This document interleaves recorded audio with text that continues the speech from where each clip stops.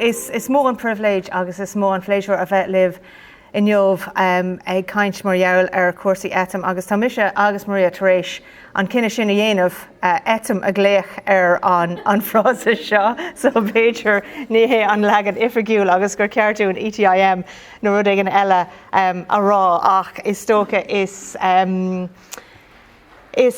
rud nua go léir é sa bhun Scoil agus baimmuid go léir ag fólam rudí faoi. So aimimena an caintiniu tá bronnarm níor tháinig mé le rudí practicúla le déanamh because ní rah is a gom cén sort legan amach a bheith ar an seomra, so cailí sibh amach ar an cuid seo den caint tá bronnarm bair se éiste clumsa agus fécinint ar an Scáilán. Fáilte roimh caitain Jack dúir mé just Steve sí sios. An aimimena atá agan inniu ná roinnt teachtra ón taighde is déanaí ar fólam agus múnseoirt an ETIM na scoilna a phlé na impléachtaí don phleanáil don teagas agus don fólam just tagart bheag a dhéanamh as agus an sin cúpla gníomhachtaí díirithe a rang a héin agus rang a cethir ach a tháirithe a phlé agus tá gá gníomhachtaí agus rachi mé tríd agus caithfidh mé canál sim farsanta a léirú inis mar fioc mé rang a héin agus rang a cethir mar tá fáiste gom sa bhaile rang a héin agus i rang a cethir agus fioc mé agus ceap mé right más rudig bhfuil mé ag smaointe bhar é dhéanamh go réalaíoch nó go frachtaisiúil sa rang well ar a leid tá cúpla glé mé óglaigh ortha gur féidirlumm roinnt obair a dhéanamh domsa agus ba mé an rud díortha ar an fáist is dócha a rá. So díorch chun tagart dhéanamh chuig cúpla teachtraí ag teacht amach ón tuairisc sin chur le chéile le déanaí. Díortha ar an Oideachas STEM mar tá iscuibh ar fad go mbeidh curriculum nua ETIM ag teacht amach go luath agus go mbeidh oran ar fad idir múnseoirí na scoileanna agus dína cosú lumsa ag pléine lena amach léinn tuairt faoi agus bailach tríd is tócha aáil. Ag fécinint ar na chnáil teachtartaí ag teacht amach, uaireanta bíonn daoine ag caintlumm agus bíonn sin rá fecham go bhfuil curriculum nua matematica tar éis teacht amach agus is cosúil go mbeidh ceann ETIM ag teacht amach go luath cara thorlóí leis an ceann nua mata an cuirfar a lár é nuair thiocfaí amach an ceann ETIM ach tá sé solar nach féidir a le héad a rud a dhéanamh mar de réir na teachreachtaí ón taighde tá gá le fálam an ábhar ann féin agus taithí a fáil ar an curchuige cóháite is tócha. So tá an fáiste I ddídal ar deis na fólama áil sa bhata san óideacht, sa technoliacht, san inaltóireacht comá agus deis iad a chur le chéile. Agus réir na féinise is cosúil go feabhsaíonn ETIM má fólam na páistí na ábhar féin ina saolta taobh hir a mut an Scoil agus tá neart ráiteasí an sin mar gheall ar na gnéthe áirithe sa saol inar féidir ETIM chur leis ach caithfar job cearta dhéanamh de is tá sé anna éasca na páistí a chur a gobar, tá sé an éasca na páistí a cumad gníomhacht, tá sé an éasca gníomhachtaí tarraingteach a dhéanamh ach ní thunan é sin agus mún agus fólam ETIM fiúntach a dhéanamh. So sin canál an rábha is dócha leis an rud. So tá sé riachtanach go ndíon fan na páistí stadar ar na hábhar agus ar tionscail ETIM agus an dúsláán atá rih na múnseoirí ná go mé chothirmíochta ann idir deisina fólama sna gá ábhar. Now tá mé ag ghlacha gur go mbeidh tú ag plé faoi gá ábhar as an cearacín is tócha agus an béima tá agamsa in Jobh ná ar an mata agus ar an óideacht agus rinne mé an cinenne sin mar tá curriculum aganne hena féin ar an mata agus ar an óideacht agus níl an rud céine struchtúr aganne san inaltóireacht nó sa technoliacht sa mar sin ghlach dá mé leis an méidir atá aganne cínse go mbeidh tror ag teachtamach go híomh an iltóirta de agus ó híomh an technoliaachta de agus cínse go mai cuspóirí fólama agus le héad ag teachtamach sna gnéthe seán a go dtí sin mise a rénos ba mise ag fannacht leis an mata agus leis an ólaíocht. So an dúsláán atá rih na múntóirí ná a dhéanamh cínse go bhfuil tú ag tuairt canál an béam céine ar an carigás an ólaíocht agus ar an mata, mar bíonn sé éasca uaireanta an bhéim mar fad a chur ar ceann amháin is na hábhar agus gan mar an áard a thuairt ar an dara ceann agus sin an canál dáin séir a bháin. So caithfí am agus card a thuairt do de Cúrsaí pleanála. Tá is a gcuin nach dárlói múna agus fólam de ardcaideán gan fleanáil agus caithfí cuspóir a bheith ann. So an mulla a tháinig amach as an tuairisc sin ná tó go réige ar dús. Díreú isteach ar tionscanna leháin in aig an terma agus déana I gceart. So in una de bheithe géirí, right, caithfí mé etim a clúdach an seachtain seo cosúla gach rud eile. In unad canál tic sa bhosca chur. Tó go réige, déan de chuid fleanáil agus bí cínse go bhfuil tú ag tuairt ard ceart ar cabbé gnéthe den etim atá faoi lámh agata ag an am. So just ag fécintear sin, mar uaireanta bíonn tú ag fécintear rudaí agus bíonn tú ag ceappa gad is maith an rud nach bhfuil mise seo mar rangar anis, because an méid brú atá ag múntóirí agus rudaí nua ag teacht amach. Ach ag fécintear seo ceapan go bhfuil sé ceantas na rudaí is réílach a tháinig mé le déanaí gur féidir beidir tuairt faoi tionscanna bháin in aig an terma agus é a dhéanamh. So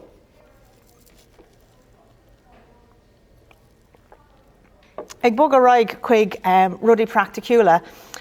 Anis an rud a dhéanamh mé ná déanaí mé chuir síos ar cúpla gníomhachtaí atá ancommónta tá sé éasca teacht ar legan na gá gníomhachtaí sin. So is gníomhachtaí commónta iad atá canál amach sa domhan amach ar an Idirlín. Ach rinne mé iirecht is tóca díreú isteach ar an luach sna gníomhachtaí féin agus fiocha amach an ábhar ólaíochta agus an ábhar mathematicúla agus fécintear conas é a dhéanamh le aber rang a héin agus rang a chathair comá. So an céad ceann atá ann is legan Gaeilge é atá fáil do agus fecha manis ná nach nearna mé an nasc sin I gceart, but tá legan bhéirle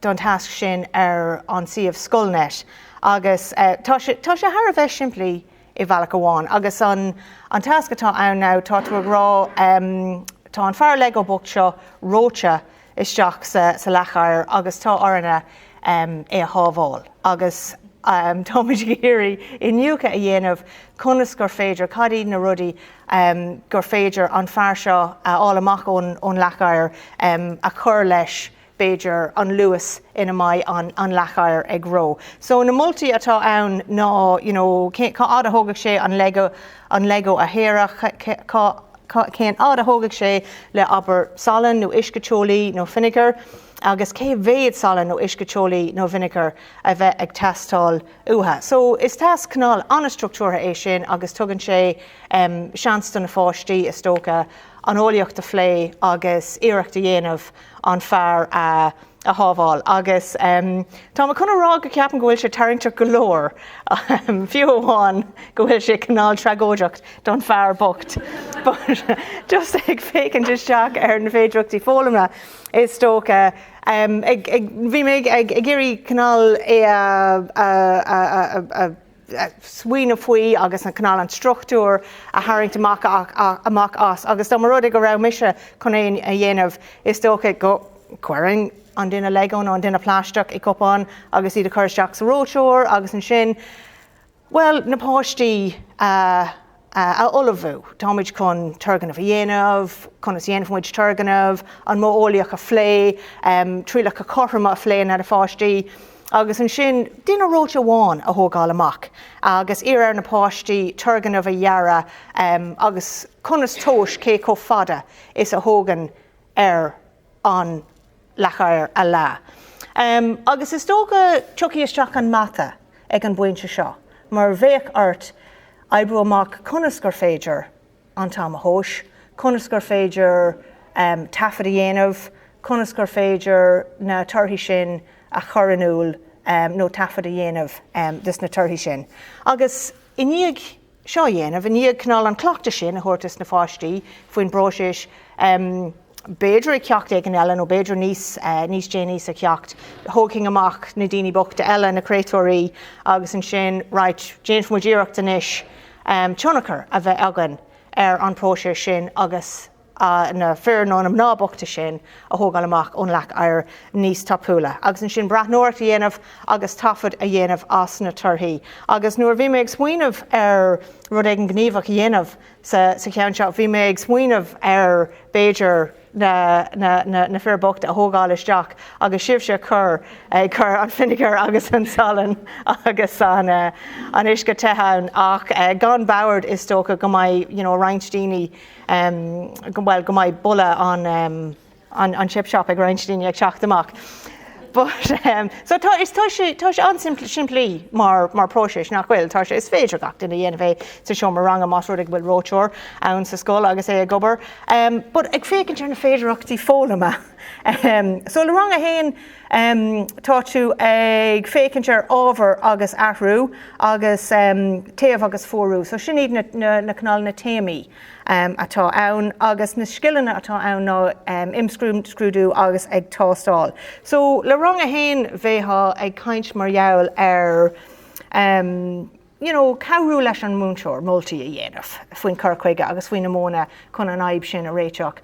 Agus ag fécintear móbhaach sa bhaile agus is gnálád, is gná fáiste Gaelscoile é, tá a ceap go mai sé agus a chuirde an seo dhéanamh dus na bhúnteoirí.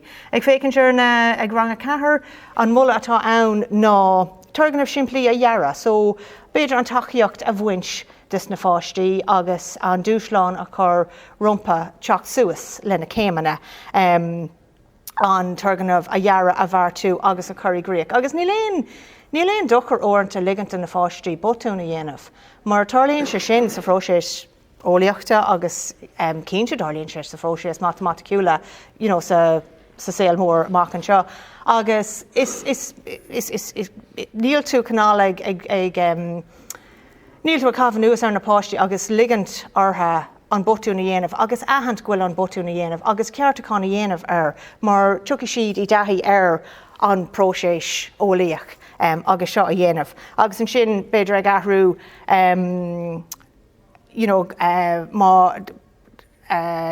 gur ceart a ahant agus athnú athróg na gá a méid folasach agus ábhartha an tuirgnamh agus a hiiscint go maiid tuirgnamh luchtach mura rialó faoi na hathróg agus mar dúirt mé tá sé níos fearr gan é dhéanamh go teoir ciúil agus ligant don fáistí na botin sin a dhéanamh agus iad ahant agus iad a cheart tú. So tar éis dom smaoine bhar sin agus canál an machchan a bhí dhéanamh sin dúirt mé right tá sé sin thar bheith teoir ciúil agus tá sin thar bheith sábháilte domsa teachtas cordíní atá gobar le fáistí gaci le lá agus aber well déanaí mé na moltúltaí seo bhar bhí mé ag smaoineh agus is maithan rud mise a bheith ag smaoineh agus ag tuairt muladíobh se. So dara ceann dúirt mé okay déanaí mé iireacht é a dhearra ón talamh nuas le mo fáistí agus canál trúr a thógáil ó ná macnamh tríd an rud agus béidir go méid sé níos réalaí I gcomparéad leis an obair a fad atá déanamh ag múnteoirí sa seomar ranga. So lorg mé moltaí ar an idirlín agus tháinig amach ziplína níos mó ná milliún turthaí ar an idirlín maidir le ziplína so ceap mé caithí go bhfuil tú an rud ag an jazz a dhéanamh le ziplína mar is cosúil go bhfuil an down ar fad ag déanamh rudaí ar ziplína sa ceacht stem sa bhfonscoil. Agus tá méid irí súlgéir a canál ar luach fólam na hólaíochta agus na Mataoideachas taobh istigh den gníomhaíocht sin, because bíon muidir gcónaí ag tuairt rábhada na macléin atá agansa san Ollscoil gan a bheith ag brath ar caideáin na na achfaní ar an idirlín. Tá glór stuff ann atá aonteach ach fós tá neart stuff ann agus is broscar umláin é. Agus os rudig bhfuil mé géirí é dhéanamh practicúil tá mé cumad súlgéir ar luach fólam na Nuálaíochta agus na Mataoideachas nó cracla a páistí. So thug mé amach iad go dtí an parc áitiúil agus an dúsláán a chuir mar ribh ag an am ná right táid chun tríal bhuiis ar san diplína táid chun físeán a dhéanamh ascach tríal mar bíonn sé Jackar na rudí ar fád a dhéanamh le chéine na páiste chur an diplína na páiste peocha suas ón talamh eáil nach bhfuil tú ag seasamh le rud éigean ág an maidir sa pharc agus beidir an am a thós agus tafad a dhéanamh de. So bharrtaigh mé físeán a dhéanamh de. Agus na ceisna tháinig ó na páistí ceocha an duine is tapúla, mar bíon daoine bíon páistí cummórtasach, agus conas a chuirann tú le a luas ar an ziplína. So más rudig bhfuil tú géirí dul níos tapúla cad a dhéanaí tú. So ní hiad sin anamachta mo páistí, but sin anamachta cámé chun úsáid in jobh. So rinne mar an físeán sin agus seans go bhfuil tú ag smaoineh sin an technoliacht. Tá sé tógáil isteach an technoliacht an sin, well ní dóilm go bhfuil ag déanamh físeán, ní dóilm go glúdaíonn sé sin an gnééis sin technoliacht.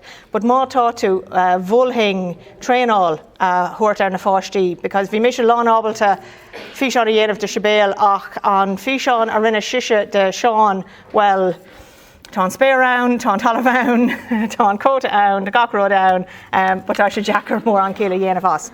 So, an ceist hangamar suas leis ná cád a thógann sé ar hibéal an ziplína dhéanamh. So, décha mar an íseán agus rinne mar tóis ar an am, agus mise tóisiúir a hain, agus sibéal tóisiúir a dó, agus rinne mar é faoi phrí, agus hangamar amach le sé turthaí. And an ceistna a bhí ann ná cén fág bhfuil na hamanna códifriúil, agus ceacu an tam ceart. So bhí an é sin a phlé, mar agus táid inis i gnéan na mata nach bhfuil, am a thós, agus a bheith crin, agus muoine a bheith agata i do thurthaí. So an réite go bháin hanga ramach neis ná, well, bí níos cuairmí ag meas, agus dúirt siad, well, brú an canapa an second ordaíonn si a cosa, agus brú stop nóair a bhualann an taid an deire. So ag fécinn sé an próséis meastóireachta, conas a dhéanann tú é i gceart. So bhí siad ag smaoineh ar crunas agus tú ag déanamh tóis, agus cóhéics a rinne cíal dus na fáistí ag an am. Agus uairnta bíonn tú ag caint le páistí marall, a bheith crain agus an air ceart a thógáil, sure is cuma ló, mar is cuma, tá tú ag caint go teorciúil. So ar a laid bhí mar a géirí a bheith ceart, bhí fine sé againn nach rám mar ceart, so bhí teorc cleachta nua a gcuin chun é dhéanamh. Agus rinne mar rí sé, agus fós hangamar amach le tarthaí nach raibh dír cosúil le na chéile.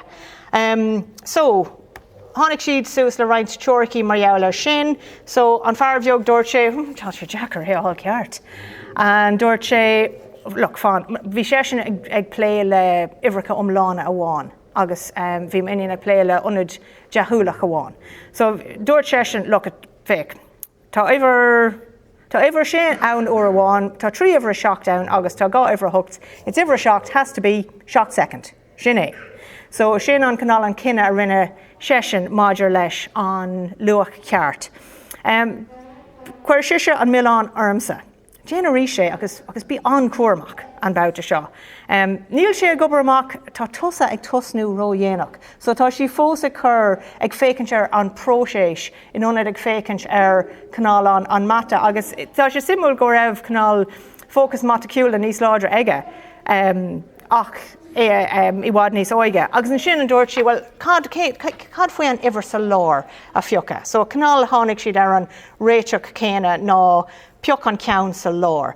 So nuair tá tú ag smaoineh mar dheall ar nasc le concéipeanna agus le scileanna matematica, well, de rang a héan beidir bheithag smaoineh ar tuiscint áil an gcuí a dhéantar am a thós a carnúil agus a thaispáint, agus tagann sé díreach amach as an curriculum nua na mata atá aganna le cúpla seachtain nuas a chuir amach an NCCA I meán fór. Le ranga chathair is féidir smaoinemh smaointe tóis sa lár, mar hampla an meán. Now, gach sean scoil sibh fécintir sin agus rá, well, de gnánaí hagan sús an meán go dtí ranga cuaig agus fécin ceart goibh. Ach os rud é go bhfuil sé I ggóhéics go bhfuil na páistí ag iarraí chéile dhéanamh as na dorthaí. So bhí orann an meán a phlé agus a riamh. Rinne sé cíal é a dhéanamh ag an am seo. Agus is cuivan lom nuair bhí mé imar bhac féin agus I déanamh Staidéar teagas na Gaeilge. Dúir lom ag an am, is maith an rud canál brú a chur an páistí teach suas le rud éigean. Go chuir siad iad a choirí cóhéics go gaithí siad gearán a dhéanamh nó rud éigean a chosint nó scéal instant. So tá canál ag déanamh an rud cén tá ag cruthú an riachtanas chun plé leis an mata. Ó héobh scileanna de, well, agus sín sé sin ar fólamíor F in san consonam dul chun cín, neadar now an bhfuil an curriculum nua Mataoideachas agus sé ar fád tá ma cínte go bhfuil, but tá is a goibh go bhfuil consonam fólamíorí a thugan léargas dúin ar a thugan tróir dúin is tócha cén áit ar cosán an bhólam ina bhfuil an fáiste. So bheith ó thaobh na scileanna seo, bheith an plé sin hard timpeall ar fólamíor F, so ag déanamh garbhastachán agus tóis nuair féidir ar an méid ama a ghlach an íomhachtaí nó imachtaí a bhfuil chur amach ag a ortha, ag an eici ortha, agus ar nói tá an fearí rang a héin á dhéanamh ar leibhéal níos bunúsaí ná ar rang a cuaig, ach tá sé simúil gur féidir canál an scill féin, úsáid bhain seas an scill féin ach ar leibhéal matematica difriúil. Sean scoil sibh ag fécintir sin agus ráide sin go bramar mes maith an rud bhfuil tos ag plé leis an mata because níor stopú ag caint mar ar an mata ó heasú suas. So níl dearma déanta agamsa ar an Ollamh ach is tócha go chuir mé an béim ar an mata ar dús. So mar dúirt me hana ní honan obair ar ábhar amháinnig cóhéics éigean agus cóthathú, ní féidir a rá thuaigh mé amach agus rinne mé go leor Mataoideachas ag cóhéics an ziplína, so tá ETIM nó ETIM nó cabbé rud clúda henis. So caithfidh tú smaoinemh ar an Ollamh. So ag smaoinemh siar ar na páistí agus an rud a bhí ára acu san dúirt si, well, bhí si ag iarraí fáil amach conas a chuireann tú le luas ar an ziplína. So an fear bheog millán a rís ar mami, caithfidh tú mé a bhrú harder. Agus an sin bhí si caint ortha féin. Tá sé béal níos airde ná mé, so tá sé sin an dul níos tapúla. Bhí si níos tapúla ar an ziplína, agus bhí sé rá, well, ní bháin bhfuil me níos airde tá níos trimma agus níos láidre comá. But an sin thosaigh si ag smaoinemh ar ziplína eile atá taithí eici agus dúirt si tá cnuk beag ar an ceann eile, agus bhín an ceann sin níos tapúla. So bhí si ag smaoinemh taobh mo dí féin agus is tócha ar na concéip an Ollamhta inionad ar í féin mar duine agus an tionachar atá eici ar an próisis. So an sin bhí mé sé ceappa ag léigean arm gur múntar mé is tócha. Well, is tócha go maiid ar an ziplína dheara agus a thógáil agus tuirgan a bhí dheara agus dúirt mar rís neadar now an garóid an idirlín léin agus is cosúil go bhfuil neart cabhar ar an idirlín. Ach, ag fécintir sin is ceapá go méid go leor cabhar ann, ceapá go méid sé ionach, ag fécintir tá sé Tá sé taringteach, tá sé difriúil, tá sé caint mar dheall ar inaltóireacht, tá Lego ann, tá an elf sa shelf ann, ba simsa gach duine san elf, go lua ach tá féic, tá an mata ann comá. Ach nuair a thosaigh mé ag fécinn isteach ar na tionscanmh sin ar fad, ba bhinnic a bhí nach raibh a bhí ann ach canál Cúrsaí tógála. So bhí na páistí gníomhach, bhí siad gnóthach, Tom cínte go raibh siad ag baint tanmh as.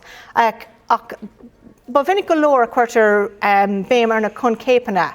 So it was próisis tógála, fáidir Lego, Jane Road éigean. Níor ré an smaoinemh sin lom go dtí go chuir me fáistí féin ag déanamh ziplína le Lego.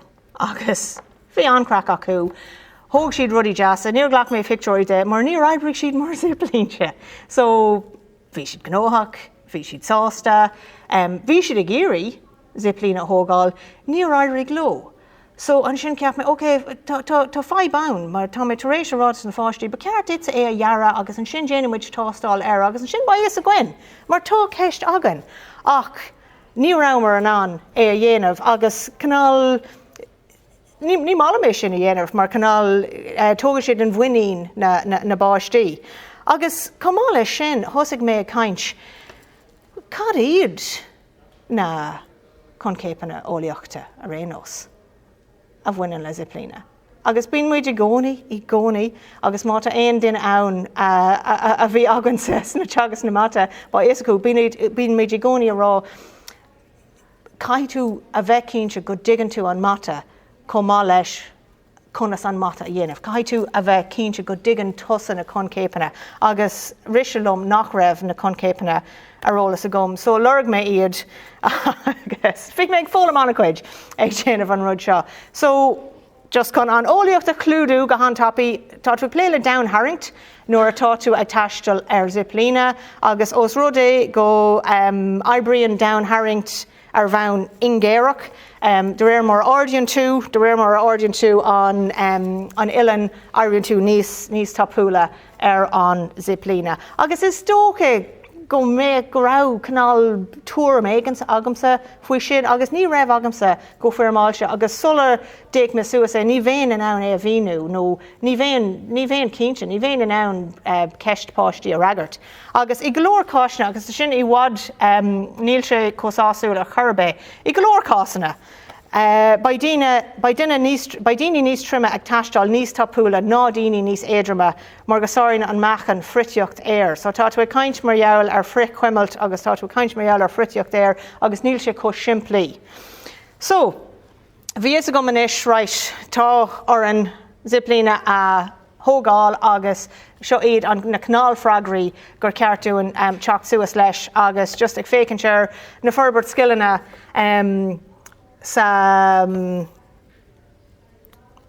ólaíocht, well, bain muid a caint méallar ag ceistú ag túr, ag measas ag tóis, ag anlaisiú, ag chlárú agus a caradúil. So, bhí na fáistí ag ceistú, ag déanamh túr neamhar máilta go leor, ag measas ag tóis mar déanamh tú seo sa bhata, agus ba ceartú in inis analais a dhéanamh agus an fróisir sa chlárú agus a caradúil, agus tá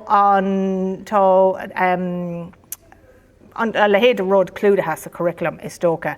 An rud is atá mé a rála sin thug mé iad ón curriculum ólaíochta. So síonn siad isteach sa curriculum ólaíocht mar atá. So inis tá mé chuna haispáintíomh agus tá mé canál náireach inis mar tá an deara a hangamar suas leis Har a bheith bonúsach. Chuir mé ceiste na fáistí, right, níl an lego ag obair, conas gur féidir linn, ziplína a thógáil sa bhaile, gan a bheith ag éirí a thógáil ón talamh an nuas. An féidir linn las a bhainteás aon rud ar bit atá timpeall an tí, agus tháinig sibéal suas le an staire. Más féidir linn go cean glóimmuid shrang leis na céimeanna ar an staire, agus rud trauma ag an bun is féidir linn rud éigean na corrag eitilt. Agus bhuiine mar tríal as, agus ba ionach an smaoineh é ach gfuil ár chala ró cúng. So ní bhétha an eitilt a thóis. So sin go bra ach domaróide go rá hala níos mó a ghain nó domaróide go rá staire taobh mó a ghain bhéimmuid an an é seo a dhéanamh ach ní féidir é sin a dhéanamh. So tasbóidí mé an fearr a dhearamar ar dús agus because bhí mar ag plé le fear Lego nó fiú leis na fear seo ar an iireach sin ar na staire. So bhí mar a géirí, fearr amháin a chur isteach agus an sin fearr eile. Ach níor oibrigh sin mar bhí sí roiéadrom. Ní dhearna sé aon differ fearr amháin nó an dara ar a chur le chéile. Agus an sin dúirt mé, okay, well, ní féidir linn duine a chorán, ní féidir linn canál figure a chorán, mar tóid a géirí an mechan a nniucha. So is féidir linn mac a saoil nó rud éigean a cheasan do gcuine. So tháinig mé suas leis na magnéidí seo, atá go deas mar is féidir iad a ceangailt tá siad níl siad iontóg trom ach tá siad trom golóir agus mar de réir mar chuireann tú ceann nó go leis airann siad níos trimma agus is féidir é sin a bheas. Agus bhí canál smaoinemh agam ar cúil machin ná oibrigh amach bhí méid smaoinemh ar rud ag ina dhéanamh maidir le fric chuimilt. Mar is féidir ceann amháin a chur nó an trí drumachla. Nuair hit sé amach níor háir sé ach détá é sin a dhéanamh. So tá mé broúil as an deara sin ceap go oibrigh sé go bra agus leis an canál an neis plastic sin bhí sé éasca é a bhoga ó lína go lína. Now, an zip lína a hanga mar suas leis, tá mé chun é dhéanamh agus tá mé canál nárach, so bí canálta. So, sin é mo rimador édig. Okay, tá ceir shelfar agus bhí mar an na téad a ceangailt. So bhí sé simplí. Clúdig sé an rud, zip lína atá agana ar ceir le bhéal agus ceapamar go raibh sé fada go leor chun an táma thóis an etal síos a rinne mo gcuine an sin. Ach ní honan simplí agus fuirfa, because fós bhí mé chuna rá seansanna a dhearra agus a dhéanamh ach bhí oran a dhearra agus a dhéanamh. Mar ar dús ní raibh an lína teann golóir agus just hit an rud. So bhí sé ag taisiú go hin géireach go hátapaí. Bhí an lína a dhéanamh, tá brónarm ná tá má tééis bhuga ag dul ar an machine eile. Bhí an lína a dhéanamh písa níos fuide, mar bhí deacrtaí a gcuin an tám a thóis agus an tám an bheog. Agus is frám an beocht lei sin agus a gúsáid magnédí ní rá sé fuorfa. Bhéh sé i bhád níos fearr nach méach do gcuine ag cuimilt don de fráma. So rud a dóla mé héana is fiú tástáil rúnda a bhaint as an trealamh rih an turganmh. So rinnemar an rud leis an staire agus an sin tháinig siad suas leis an smaoinemh leis an capelí nédig agus tuairt ok, déanam mu déan céadú eile agus an sin carb íta leba agus rinne mé heiseáil suas mé héin. So bhí mé an a ahand go dtiocfaí suas na feibanna sin agus bhí mé réaló.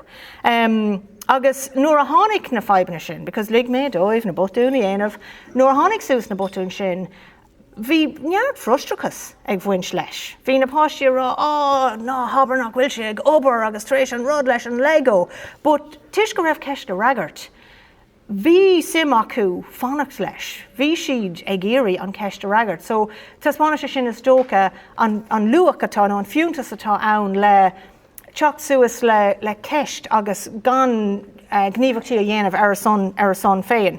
So, anyway, is tócha go mé críochnú suas lú go leor. So, ó híomh an fear I rang a héin, bhí sé sin an a ahant go raibh, an rud a rinnemór leis ná an fear éine a chur ar gach lína brathnóirt a dhéanamh ar an luas agus mechan a chur gá bhagnéad eile agus an tríle dhéanamh arís. Agus an sin bhí sé sin ann a ahant go raibh an fear ag taiste níos tapúla do réir a ordaíonn tú an lína. Agus bhí sé in áíire, bhí sé deachar eibreúach an rud leis an mechan. Bhí an cuma go raibh sé ag dul níos tapúla. Bhí sé deachar é eibreú amach, ní raibh na torthaí sol ar a chorbe. But bhí seans a gcuin down Harrington flé, agus bhí seans a gcuin a flé conas turganmh nua a dhearra ragroch an ceist mar dheall ar an mechan. Maidir leis ranga Chathair, rinnemar an rud a rinnemar sa fárc, chuir mar suas an fear anad, rinne sé ceire ar cuaig eitilt, a rinnemar físeán leis agus rinnemar iirecht an tám a bheas. Rinnemar a dhéanamh nó is fécinn se tócha ar meán am a riamh, agus bhí mar ná concluide flé a bhí bunathe ar fineise ar leibhéal níos fisticiúla ná mar bhí siad ag rang a héin. A ríist leis nasc le down Harringt agus le géire an cléanta go neamhar miúil go leor, agus bhí cúpla smaointe eici faoi Ilan comá a bhí simúil go mór. So is tócha a ríist gníomhachtaí an siimplí. Ní éigean siad ionach. Má thugann tú na tuismitheoirí isteach Beidir, ní féici siad có-ionach is gur féidir dhéanamh más rud a gur chuir tú an obair ar fad isteach i deara agus déanamh. Ach, na mula atá ann ná go caiith tú díreach isteach ar fólam na páistí, taobh stigde na gnéthe etim. Caiith tú smaoinemh ar an óideacht agus ar mata nó ar an inartóireacht agus an technoliacht. So caiith tú anfaoi le a thuairt ar na hábhar féin.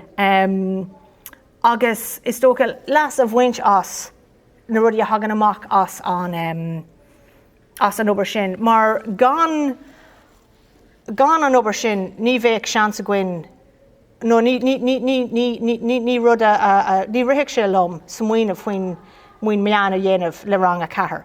Ach inis tá me cínse gur féidir tagart dhéanamh leis agus go ndéanamh sé cíl éigint dí tuis go bhfuil an taithí sin eici leis an turganmh. So is fearr bhád iarras a chuir isteach I líon bheag téimi agus áit a thuairt ar luach na fólama. Agus just bí cínse le stuff ar an idirlín. Tá an béim faoi le agus tú ag fécinint ar achfaní etim ag buintúsáide ar stuff as an bosca ach chuirsála. Agus tá cínte ghfuil daoine agus tá siad ag déanamh obair ionach lo ach uaireanta ní bhíonn an béim ach ar deara agus déanamh. Agus rud táhachtach eile a dúnmh mé héin ná, bí cínte go dtigann tú an stuff atá tú ag múna, mar uaireanta bíonn sé níos casta ná mar a ceapan tú.